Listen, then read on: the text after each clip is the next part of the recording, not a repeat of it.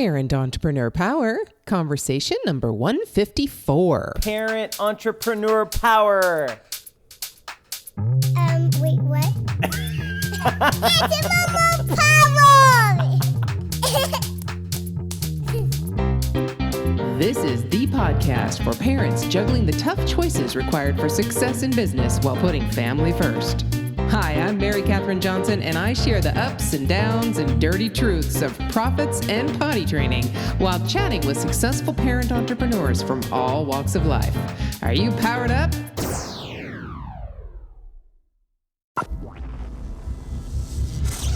Hey there, Power Parents. Guess who? Mary Catherine Johnson here, and I can't wait. There's been a couple of people that I've talked to about different kind of fundraising and franchise situations, but I cannot wait to introduce you to my next guest because I think you're going to put those things together and be pretty excited about what he has to say. So welcome to the conversation, Jeremy Barnhart. He is the co-founder and VP of Apex Fun Run. Hey there, Jeremy. How you doing?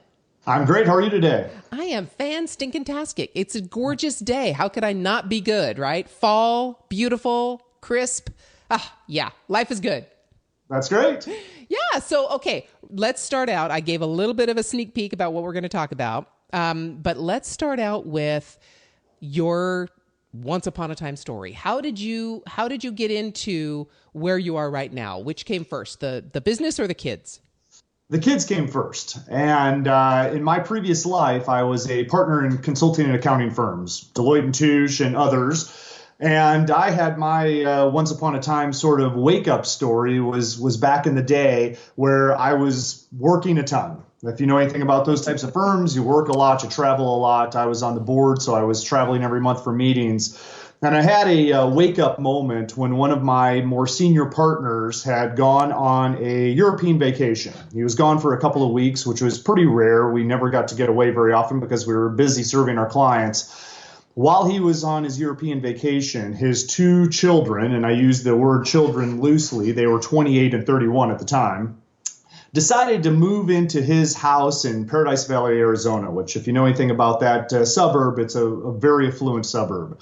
They decided to move into Dad's house while he was on vacation, build a meth lab in the backyard, and get busted while he was gone.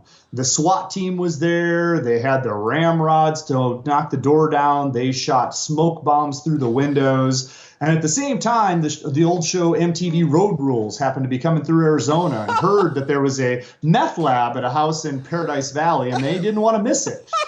So he got a call in Europe noting that his two children, again, adults, 28 and 31, were in jail and that his house was on TV and that it had been trashed.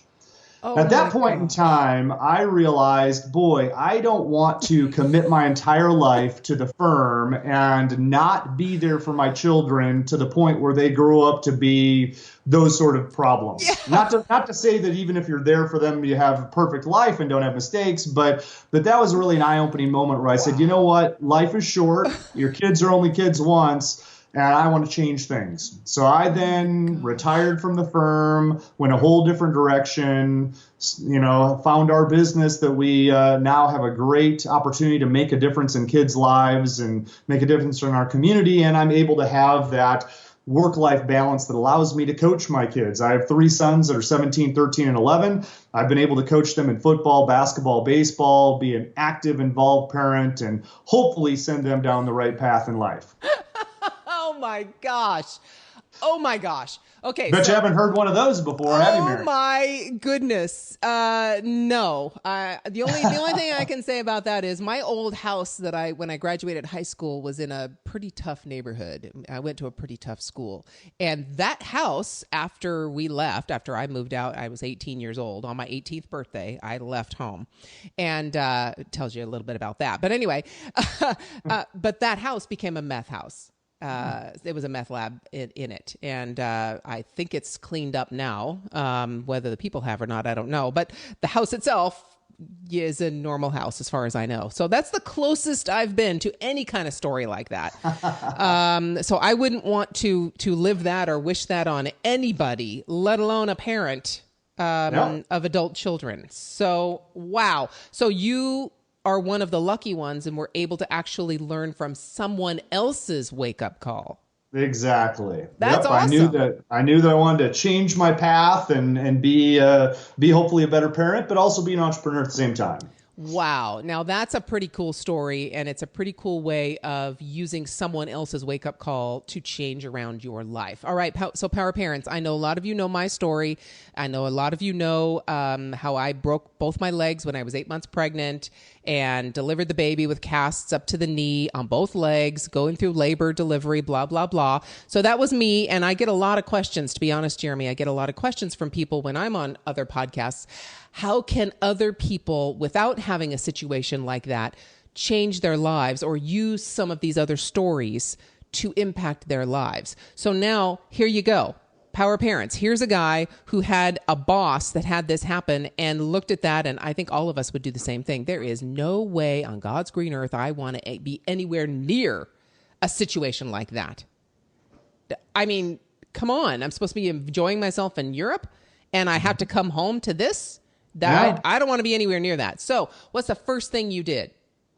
Well, I began thinking about next. What was next? I was a partner, so I, committed myself to the organization, had a successful career, and I started immediately thinking of what was really going to be my exit strategy. What was I going to do next? What were my priorities? And I decided that I had to make my family and my children my priorities, and that I always had an entrepreneurial bug, and that I had been lucky enough to be financially successful, and that I felt like, you know what, money's not everything. If I play my cards right, I think I can make this work, and just made the jump and said, you know what, I'm going a different direction. Wow. So like within what kind of a time frame? So your boss came back to that. You went, oh my gosh, I don't want to have this happen. I want to be in my kids' lives. How long did it take from that moment, that situation, to you saying, I'm out of here? It wasn't immediate. I would say it was really probably 1 to 2 years later, because I would never advise anybody to make a big jump or a big change without a plan. You've got to have a plan. You can't just jump out there. And so I began talking to my financial advisor and talking to my wife and really kind of thinking about what would be next and what the plan was, and then eased my way out. I also had lots of clients that I had great relationships with that I didn't want to just abandon. And so I really worked on a strategy of placing someone else in a good position to take over for me to be able to leave.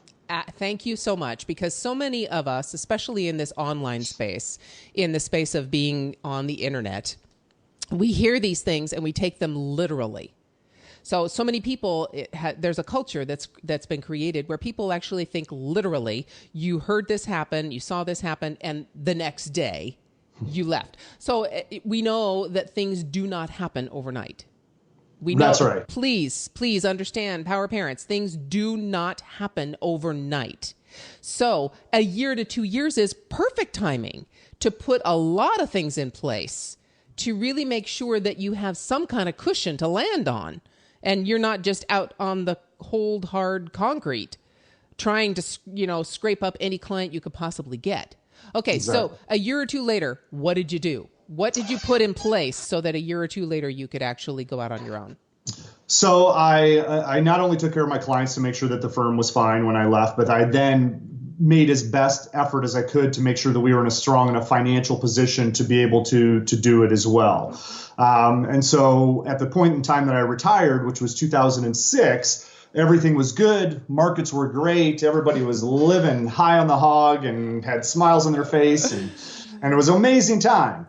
Unfortunately, that amazing time didn't last. No. And so here in Arizona, the real estate market crash was extraordinary, and many people, including myself, lost more money than you thought you could, even if you felt like you were a good investor. And so that too forced a different direction, even beyond that. So you always have to be adaptable, be resilient, and so reinvent yourselves from time to time. So so it was great that you left in 2006. What did you leave to in 2006 when everything was high on the hog and wonderful? What were you doing to make money? Unfortunately, I started a real estate development company. Got it. I'd had enough real estate development clients that I knew enough to be dangerous, clearly very dangerous. and really got hit hard. And you are not the only one. So I'm sure you feel at least a little vindicated that, life is fine. We all get over it and we go on to the next thing. So what was I'm sure we don't have to go through all the details, the very sad and painful details, I'm sure, as they were for me during that time. But so when you finally landed on the other side of 2008 and 2009, Right. what did you land with? Okay, so first off, answer me two questions. What was the biggest lesson you learned from that situation? And then how did you apply that lesson to the next thing? The biggest lesson was truly diversify. Even if things look good and things are going great, it's not always going to be the case. I had investments in organizations that had never lost a penny of principal in 40, 50, 60 years. Wow. That were not very leveraged, that would not do loans beyond 50 to 60% leverage. And so I felt very safe, and it was a false sense of security. And so as much as my financial advisor told me that I should do other things, I unfortunately put way too much of my money into real estate, like many others did, and it bit me hard. And so I have learned not to put all my eggs in one basket, and that you have to diversify. Even when things are going great, you never know when the bottom may fall out. Yeah, so we don't want to necessarily feel scarcity and feel fear all the time, but you don't necessarily feel that all the time, but you definitely apply that same principle to life. So you don't put all your eggs in one basket. You don't rely on any one thing exclusively. Except your family, of course, right? I would assume your wife and your kids and all that stuff. But for monetary purposes, no. So what did you do? What was So the at next that thing? point, I've always been entrepreneurial, and so I started a variety of other businesses with a partner of mine that I trusted, and we dabbled in a variety of different opportunities. And that was then the point in time that Apex Fun Run came around. And we'd always wanted something that was in line with our passions and our interests, which education's been a long passion. My father taught outside of Chicago for 43 years, so education was always a big focus of my family. My wife and I both have master's degrees and always been a passion. And fitness has always been a passion as well. We all played sports in college. I coached my three boys in football, basketball, and baseball, and so it's always been a big thing.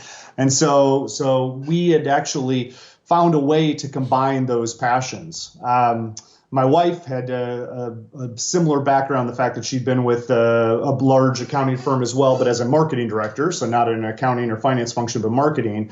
When we had our second son, she was lucky enough to be able to become a stay-at-home mom. And as a stay-at-home mom, she got involved with the school and got involved with the PTO, PTA, the group of volunteer parents. They very quickly saw that she was well-connected, very social, and wanted her to help with fundraising. And she saw that fundraising had not changed for the last 40, 50, 60 years, that it was still selling products, cookie dough, candy bars, pizzas, all those unhealthy products. And she wanted to change that. And so when they asked her to be in charge of fundraising, she said, well, I'll do it if I can do it my way. And so because our oldest of our three sons has always been a big runner, he's on the varsity track and cross country team now, he had done a lot of triathlons. And so she said, hey, I'd like to do a triathlon as a fundraiser. But she soon realized that it would be difficult to get permits and location that would, facilitate all those events. It would require a lot of volunteers, which, as you know, it's difficult to get volunteers at schools these days. And it might be difficult to monetize and make a profit out of. At the same time, my business partner, Scott, who's the original founder and co-founder of Apex Fun Run, had been trying to find a solution for his wife. His wife's a first grade teacher. And she had come home from school that year, the first day, and had to spend $400 or $500 for supplies for her classroom. When she got home, Scott, of course, as a normal spouse, said, "You're going to get reimbursed for that, right?" And she said, no, unfortunately, I'm not. Yeah, that with the budget cuts at school, they couldn't afford to provide the supplies that she needed. And that's unfortunately the story all over America. The average teacher in America spends $600 out of their own pocket for supplies. And that's a lot of money for a teacher. I mean, they don't get paid a lot. And so he then said, well, gosh, that doesn't make sense. What do they do to help? Do they do any fundraisers? And she said, well, yeah, they sell cookie dough and wrapping paper, but it doesn't generate much money for the school. And so at that time, he started looking at the market and the industry and saw there was a huge gap and really focused in on what was out there and what we could change. And so we created Apex Fun Run that allowed us to solve three core issues in the industry. The first was the fact that a typical product-based fundraiser doesn't usually benefit an individual teacher. The money that's raised goes to the PTO or PTA, and they may allocate it for playground equipment or a technology room, but that doesn't help those teachers with those supplies. So with Apex Fund Run, we actually give 10% of the money that's raised to the teacher in that classroom. So they're getting reimbursed for some supplies or have money they can use in their classroom as they see fit. And so as you can imagine, teachers support and endorse our program across America unlike any other. Yeah. The second thing we wanted to change in the industry was the fact that those product-based fundraisers just don't benefit the students. They turn them into little door-to-door salespeople. Or mom and dad take the order form to the office, pawn it off on their coworkers. But either way, no benefit to the students. And so we were looking for a solution there. So with Apex Fund Run, we directly benefit the students. We teach them leadership skills and fitness awareness, hopefully things that will benefit them for a lifetime. And each year we have a different curriculum with leadership and fitness-based lessons that parents love, teachers love, students retain, and makes a huge impact on the markets that we serve. And then the third thing we wanted to accomplish was the money side of things. So we wanted something that raised more money for schools. With those product-based fundraisers, many people don't realize it, but the school only gets about 20 to 30% of the money. Most people think that they're donating and buying something and the majority goes to the organization, but it's just not the case. And so with Apex Fund Run, the school gets the majority of the money, and the average school that we serve across America right now nets $22,000 from our 2-week hassle-free fundraiser, which is typically double or triple what their respective schools ever raised before. And it's enough money that our fundraiser can be the only fundraiser in the spring or the fall, no longer needing to nickel and dime the parents with constant fundraisers, because a typical school does about 9 or 10 fundraisers a year. And so Apex Fund Run was created. We started it over 6 years ago now. We started franchising it about 3.5 years ago. I have 78 franchises in 21 states, and we're blowing up all over America. Just in the last 2 weeks alone, we served over 40,000 students and raised $2.6 million for elementary schools in 21 states. Okay, so wow. First thing I have to say is wow. And second thing I have to say is that is exactly when my kids were in elementary school, especially. My oldest came home one day and he was so on fire because, of course, they took about an hour and a half out of the school day to bring all the kids into the auditorium to get them all pumped up about this fundraiser and teach them how to sell. It's basically what they did, right? They had a whole huge thing to teach them how to go out and sell whatever it was that they were peddling. Right. And in the same time, they got them all excited about all these amazing gifts they were going to get. And the top gift was an iPod. Okay, so this was like early 2000s. And he came home, oh my gosh, Mom, I'm going to get that iPod. I'm going to get it. So we sat down and I took him through exactly how many of whatever it is he was selling he would have to sell in order to win that iPod. And then we go back and say, how many people do you have to talk to in order for you to even get 10% of them to buy what you need them to buy so you can get that iPod. So we went through all those numbers, and of course I had totally deflated his excitement by the time I got done, but I gave him an alternative. I turned it around and did what it sounds like you do, which is helped him be his own leader. And I gave him an opportunity to do work for me in order to earn that iPod instead of hoping somebody would buy something so he could win it. So yeah, I totally turned it around as a win for me because I got stuff done around the house and he got the iPod in the end and we kept track and the whole bit. So it's, but too many. And from then on, once I saw what they had to do, from then on, I did not allow him to do any of their fundraisers. I would just donate money. It was just easier, cheaper, and I didn't have a bunch of junk. Right. So, so basically you got together, if I can paraphrase this really quickly. You got together with your friend who saw a need in the schools. You saw a way to provide, to fill that need, to provide a solution for that need. And the two of you got together and started, I assume, with his wife's school. Yeah, so it actually was tested at her school. We raised them more money than they'd raised from their previous 4 fundraisers combined. and knew we had a hit. We also then served my kids' schools and knew it was great. And at that point, I knew this could be a business that everyone across the country could benefit from and really make an impact across the country. And so we created the new entity, decided to blow it up all over America, and really have provided a solution where we put the fun back into fundraising. We've made it safer. So we have a technology solution. So students aren't selling something to strangers, going door to door. We actually have a software technology solution where they're able to create their own page on our website. And from that page, they can then send out emails, text messages, Facebook messages, Twitter messages to their friends and family all over the world, telling them that they're having an Apex Fun Run at their school to raise money, and would they please pledge them per lap. It explains they're going to run between 26 and 36 laps. That way the sponsor knows that maximum exposure. And so as you can imagine, we're raising money from previously untapped sources. Yeah. Definitely. If you live in California, but grandma and grandpa are in Chicago, they're not buying cookie dough, going to the fall festival, or the rubber chicken auction dinner. And so because of that, with our system, they'll pledge their grandson or granddaughter $1 per lap for a fun run that's a good cause, while also learning leadership and fitness and actually doing something to earn the money for their school and feel like they're contributing to their community. And I just have to tell you something real quick that just popped into my head, which I'm sure you're already doing, and you probably already have a system to work around. Are you doing Facebook Live during the time that you have these events so that the people who've pledged can be part of the Facebook group? And it's a private Facebook group, obviously, so the world doesn't see the kids' faces and what school they're in. But a private wouldn't that be amazing? So that grandma, wherever they live, could watch Facebook Live, the fun run happening, and see their kid go by waving hi. What an amazing thing. That is a great idea. We're not currently doing it for some of the media release type issues you've mentioned in terms of having kids' faces and things like that. Yeah. You will see, if you go onto YouTube, you'll see Apex Fun Run videos all over the country, races all over the country with parents recording those and sharing them. Yeah. But you're right. I would love, and you will see at races occasionally, somebody will FaceTime with a aunt or uncle, or grandparent, or even sometimes parents who are abroad in the military.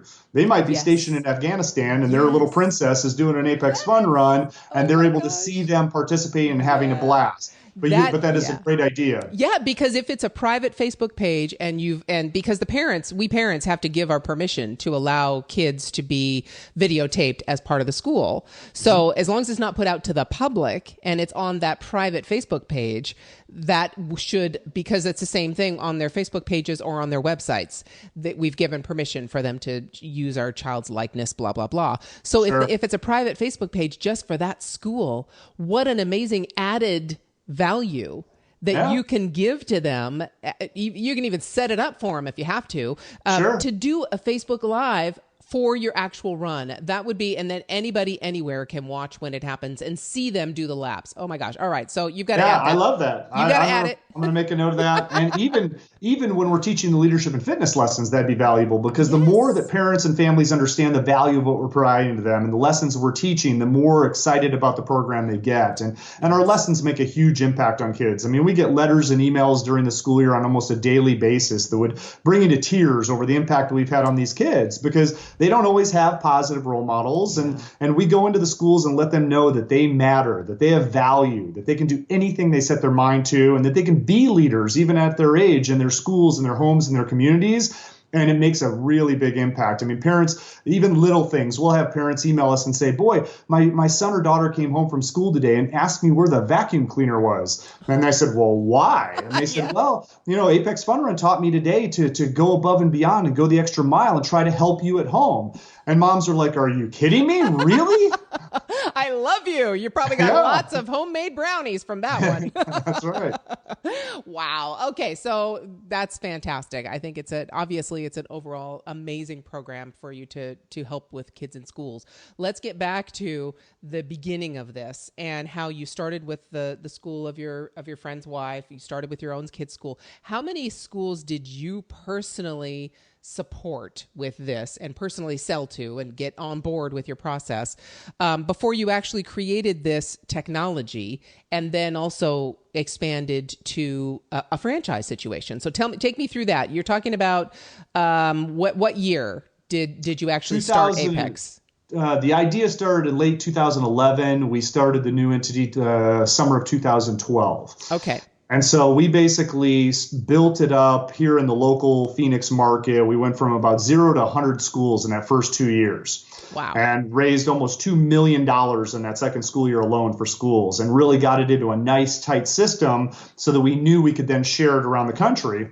And when we decided to share it, we decided the best way to share it was really franchising, because it's a community-based business. And so we wanted local business owners who cared about their community, cared about the schools in their community and the students in those schools, because then we know they're going to protect our brand. I mean, we're serving parents, and you probably know those parents, or you're going to see those parents at the restaurants or grocery stores or football game on Friday or church on Sunday. And because of that, we know you're going to serve them in a way you can be proud of and look them in the eye and smile and know you provide their school and their students a great service. Yes. So, okay. So 100 schools in 2 years. And so you're raising a lot of money for schools. I would assume, so tell me about your model if you can. I don't want to get into any proprietary stuff, but do you go in and set up the process for a cut of the proceeds, or do you charge the schools when you first go in to even set up this system? So we take all the risk. So the school really has no risk. We take the upfront cost of hiring the athletes that are going to do the program at the school. We buy race jerseys for all the students. It's all inclusive. So every student gets a jersey, whether they pledge or not. We have daily bracelets that they get that have the leadership lessons on. Each day is a different color. So every student's getting a bracelet that helps educate the parents on what we're teaching. We do have prizes too to incentivize kids, but there are a lot of fitness-based sort of prizes. And so the franchisee fronts all those costs, then goes into the campus and lines up the whole program for the school. It's hassle-free. So we structure it with the teachers so that we're scheduling the 8 to 10 minutes a day that we're going to visit with our students and teach them the leadership and fitness. We schedule it out with their day so that it works well. Do the whole program from start to finish. And then a percentage of the money that's raised comes back to us. But with our program, over 80% of the money is going back into the school between cash, product, and service, which is far in excess of any other fundraiser in America. Yeah. And so between the fact that it's hassle-free, doesn't need a lot of volunteers, benefits the students, benefits the teachers, and doesn't need a lot of volunteers, and raises double or triple the money net for the school of any other fundraiser, makes it an easy decision for a school to sign up. Wow. Yeah. I mean, I was even thinking even 50% would be better than what they get now. 50 and 60% would be amazing. But if you're up to 80, that's fantastic. Yeah. Okay. So it's a combination of cash, product, and service. But even the cash portion is anywhere from 52 to 75%, right? That alone. Yes. So which is what they need. Double. Right. Which is exactly what they need, especially if you're talking about teachers and if they need it in the classroom. So, wow, that's fantastic. Okay, so the first 2 years you did it on your own. You got 100 schools, you $2.5 million, and then you decided to franchise it. And so we're talking 2013. Because you started in 11, right? So 2013. 2012, really, but so 2013 we had our first franchisees. Oh, okay, fantastic. So we're talking a good 3 years that you've been franchising, and you've got some pretty decent numbers when you're talking about the number of people who are participating in your program. Now, bring me back to your family and your business, since what you wanted to do was that you said was to be present in your family and be able to raise your kids and not be gone all the time. I would assume that you have had to make choices in the times that you work, because again, school is only in session for so many months out of the year, unless it's a year-round school, and there aren't a lot of year-round schools anymore. But still, you're working at the same time as your kids are in school, and you have off probably in the summers when your kids aren't in school, I would assume. I don't personally. I mean, as a franchisor, we've got continual theme development and purchase of prizes and trainings, and the sales cycle is year round. Even for our franchisees, PTOs and PTAs, even over the summer, are looking for their fundraisers for the fall, and so the sales cycle is year round. And for me, I do a lot of franchise development, and so I've got prospective franchisees all over the country that are talking to all year round. So it doesn't ever slow down for me. For my franchisees, it may. So it's always busy, but you're right. From a business owner perspective, they're serving schools when schools are in. So they're serving schools while their kids are in school. And it gives them the opportunity that they've got a lot of flexibility, that they should never miss a doctor's appointment or a band concert or a sporting event. They've got flexibility because their school's not in during breaks. They can go on family vacations. They can do summer vacations. They can have that quality of life they want while also having an amazing business at the same time. And so for me, I still work a lot of hours. I am a very hardworking kind of a person, and I'm building a business. And so I'm very committed to my franchisees and their success, and sharing our brand all over the country. So I still work a lot, but I still commit myself to, I don't think I've ever missed any of my children's events. I still coach. So I am coaching practices, I'm coaching games. And so I'm very present with my children. I don't know whether they appreciate it or not. Hopefully when they grow up, they'll look back on it and recognize it, because, they don't now. Yeah, exactly. So, but I'm doing it the way I want to. I'm successfully growing a business that, as you've heard from the numbers, we've gone from 0 to 78 franchises in 21 states in 3 years. Entrepreneur Magazine listed us as one of the fastest growing franchises in America. We've been in Business Week as the face of fundraising in America. I mean, it's a great, fun story that people love being part of, but it also has allowed me to be a very present, active father, and hopefully husband as well. I guess that's unfortunately, my wife and I are both active in the business. She's our national sales and marketing director, and so we really balance and tag team. As anybody with multiple kids knows, you have to. It takes a village many times, but because we've got 3, I say it all the time that when you go from 2 to 3 kids or more, you go from man-to-man defense to zone, and so it's a whole different ball game. And you do the best you can, and you have to divide and conquer sometimes. Yeah, definitely. It's more kids than you have hands available to handle things. So right. You got to work it differently. I don't know that. I only have 2 boys, 15 and 18. So I'm good. But it's definitely different than you had when you were in corporate America, especially in the accounting and finance field. Yes, I know my husband is a tax accountant. He's self-employed though, so he doesn't work for any of the big, when I was younger, it was the big 8 and the big 6 and the big what. Yeah.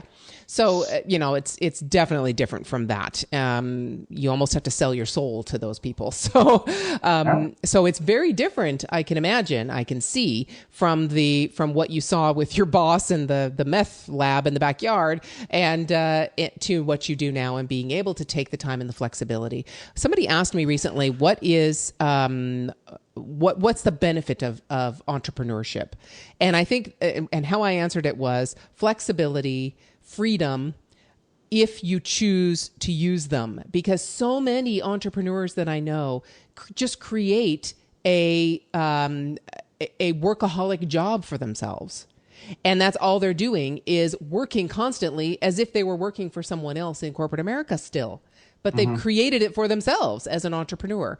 And, we might need to go through stages of that when we're doing launches or in a big growth spurt stage or something like that. But to do that as a way of doing business is kind of negating the whole reason you become an entrepreneur. Yeah, and it's hard for sure. I mean, if it weren't for, the kids and their commitments and their events, I would work a ton. My business partner is younger. He just had his first child, within the last 9 months. And so prior to that, he had nothing that would pull him out of the office. And so his wife was very frustrated about the amount of hours they worked. And again, we were building a brand new type of a business with a new concept, and we're always adding product offerings. And so it can be almost intoxicating at times with the success you see to not work. Yeah. But luckily, if you've got family and priorities in place, you do have that flexibility. But again, it is like you said, you have to choose to take advantage of it. Yeah, I know it's hard, especially when you're passionate about something, right? When it's something that just consumes you and you were so excited about, it is so hard to stop. I know. And I pretty much have a hard stop nowadays. I didn't in the beginning. Absolutely didn't. I would work when the kids went to bed, and I would be up until 2 a.m. sometimes working and doing things. I was just so excited and so passionate about what I was doing. And I do have a hard stop now, unless there's something really drastic happening. A client has some kind of emergency or something then I know I'm done no later than usually 6 o'clock. And I'm making dinner and winding down the day and, doing other things with family, because unfortunately it switches. The kids chase you when they're in elementary school and middle school, and they're constantly vying for your attention. When they start high school, it switches and you vie for their attention. You chase them, because it's like, where did you go? I was used to you being here all the time, and now I don't even see you anymore. It really switches. You're not nearly as cool as their friends. Absolute or girlfriends. Right. Yeah. Yeah. So it totally switches. So now I have to chase them. And yeah, I stop myself from doing that. I have to just, take a deep breath and go, it's okay. They'll come back.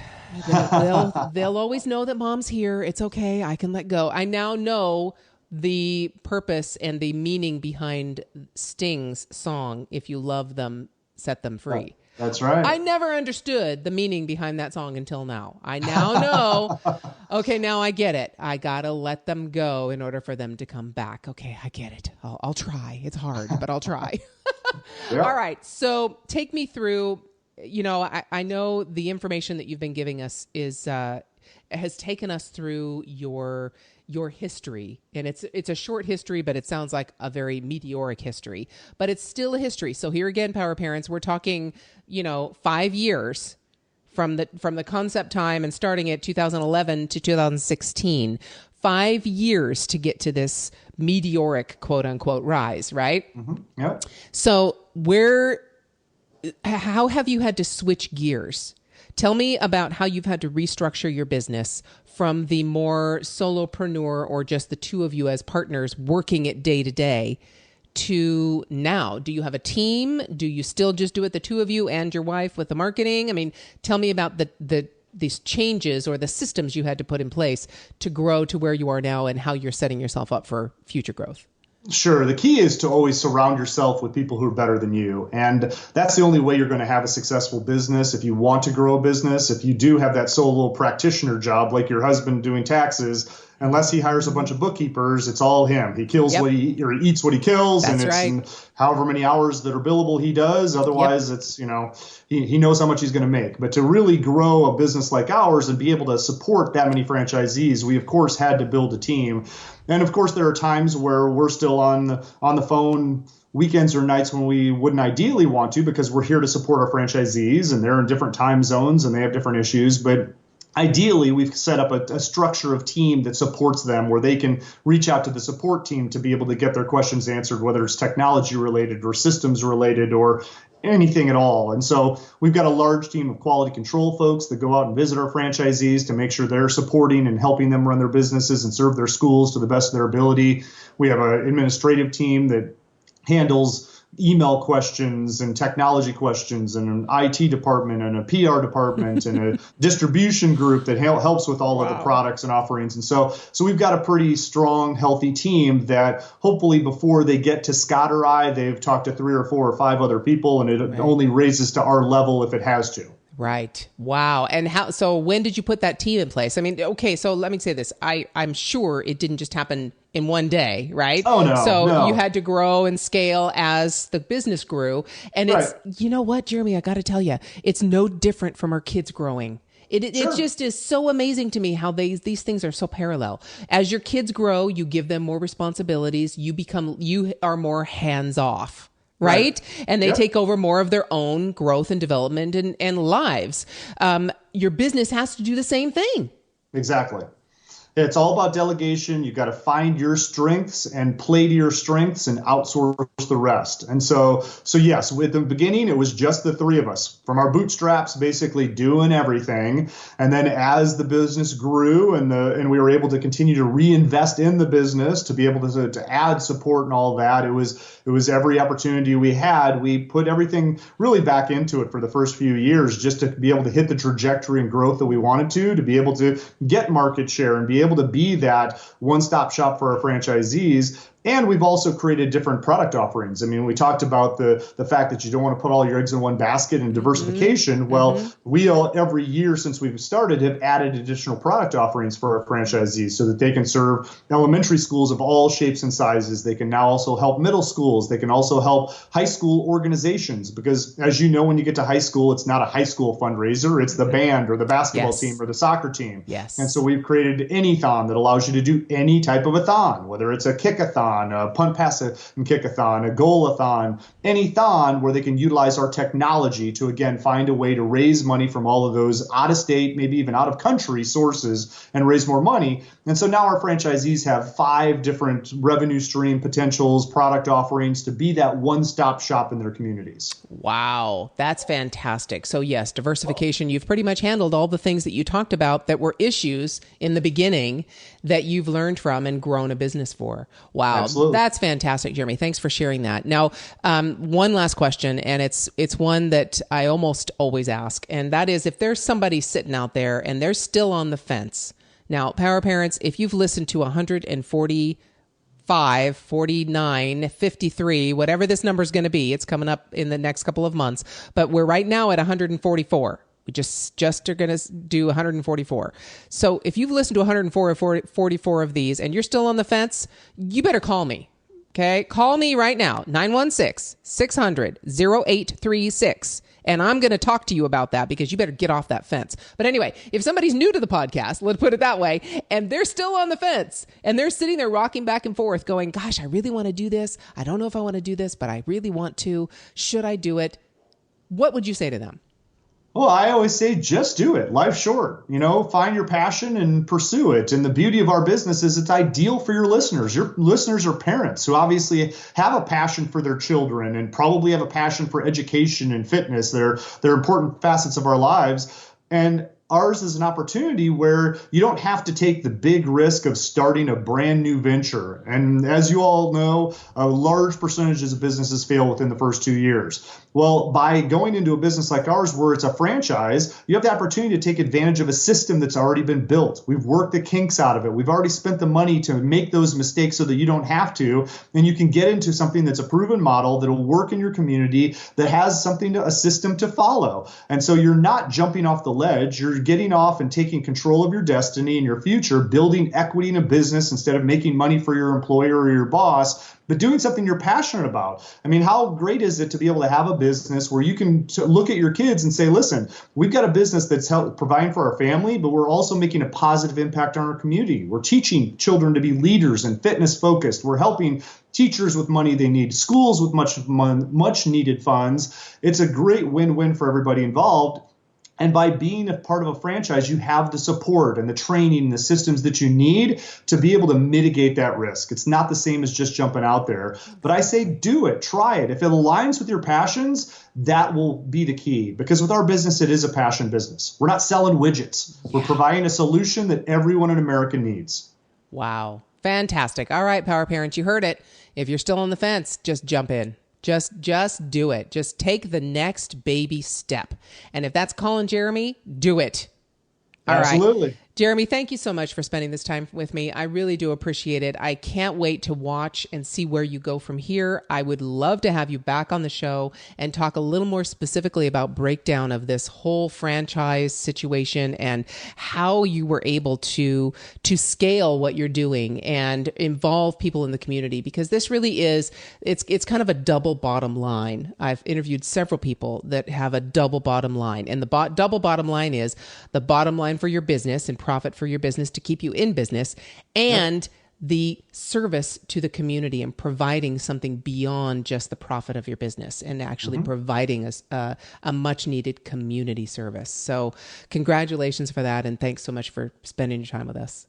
Absolutely. If they do have more information, they can visit our website, which is www.apexfunrun.com/parent entrepreneur. And so that's APEXFUNRUN.com, and then parent entrepreneur. And I know entrepreneur is a tough one for people to spell. So that's ENTREPRENEUR. Thank you for having me today, Mary.